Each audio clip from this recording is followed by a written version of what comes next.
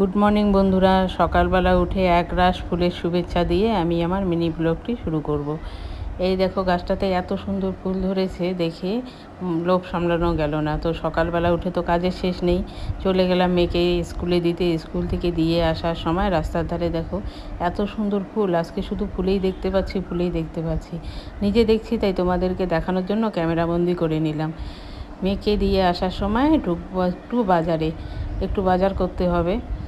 তো বাজারে ঢুকে একটা জিনিস পেয়েছি। আজকে দেখো এত সুন্দর লাল লঙ্কা, এগুলো না সব মিরিক থেকে নিয়ে আসা। এগুলো আমি কিছুদিন সংরক্ষণ করে রাখবো। যখন অফ সিজন থাকে তখন এই লঙ্কাগুলো পাওয়া যায় না।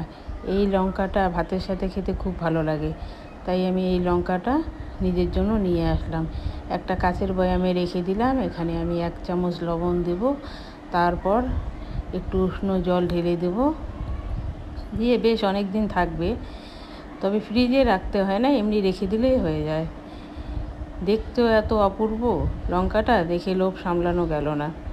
তোমরা এই লঙ্কাটা কে কে খেয়েছো একটু কমেন্টসে জানিও তো। যখন লঙ্কাটা দেখা যাবে না, মনে হবে না যে একটা একটা করে তুলে খেয়ে নেই। দেখতেই ভালো লাগে, মনে হয় ওটা বয়ামে থাকলেই বেশি ভালো লাগবে।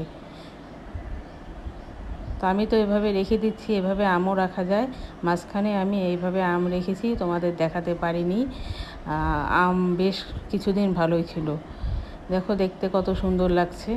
তোমাদের যদি আমার এই মিনি ব্লগটা ভালো লাগে, তোমরা লাইক কমেন্ট শেয়ার করে দিও। তোমরা সবাই ভালো থেকো, সুস্থ থেকো। আমিও ভালো আছি। টাটা।